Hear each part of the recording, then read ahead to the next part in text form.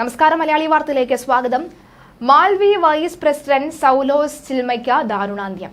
വിമാന അപകടത്തിലാണ് Malawi president ചിൽമയുടെ അപ്രതീക്ഷിത വിയോഗമുണ്ടായിരിക്കുന്നത്. മലാവി പ്രസിഡന്റാണ് ചിൽമ കൊല്ലപ്പെട്ട വിവരം അറിയിച്ചത്.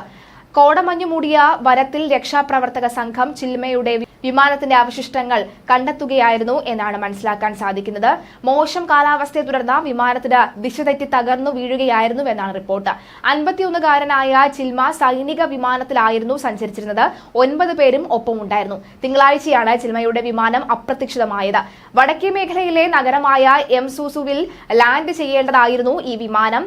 അതേസമയം എംസൂസുവിൽ മോശം കാലാവസ്ഥയെ തുടർന്ന് ചിൽമ സഞ്ചരിച്ച വിമാനത്തിന് ലാൻഡ് ചെയ്യാൻ സാധിച്ചിരുന്നില്ല. തലസ്ഥാന നഗരമായ ലിലോഗ്വയിലേക്ക് മടങ്ങാനും നിർദ്ദേശിച്ചിരുന്നു. 24 മണിക്കൂറോളം നീണ്ട തിരച്ചിലിനൊടുവിലാണ് രക്ഷാപ്രവർത്തകർ ചിൽമ സഞ്ചരിച്ച വിമാനത്തിന്റെ അവശിഷ്ടങ്ങൾ കണ്ടെത്തിയത്. വിമാനം പൂർണ്ണമായും തകർന്നിരുന്നു എന്നതാണ് അറിയാൻ സാധിക്കുന്നത്. എല്ലാ യാത്രക്കാരും കൊല്ലപ്പെട്ടതായി രക്ഷാപ്രവർത്തകർ സ്ഥിരീകരിച്ചു.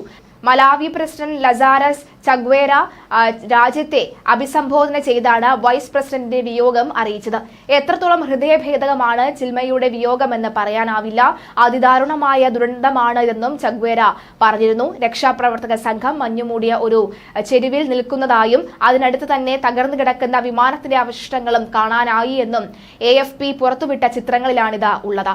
മലാവി ആർമി എയർവിംഗ്സ് ഡ്രോണിയർ 228-202K വിമാനമാണ് തകർന്നു വീണത്.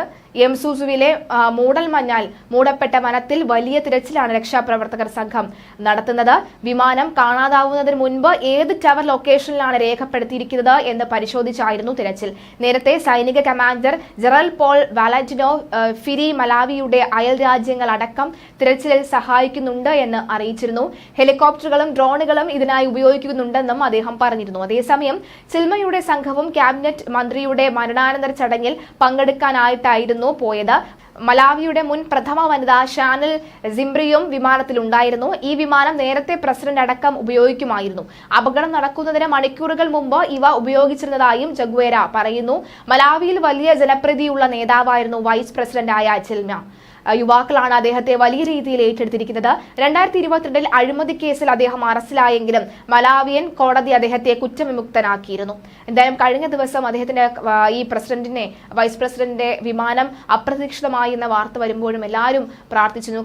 കാരണം ഇത് സമാന രീതിയിലുള്ള വാർത്ത നമ്മൾ ഇതിനു മുൻപ് ഇറാനിൽ സംഭവിച്ചിരിക്കുന്നു.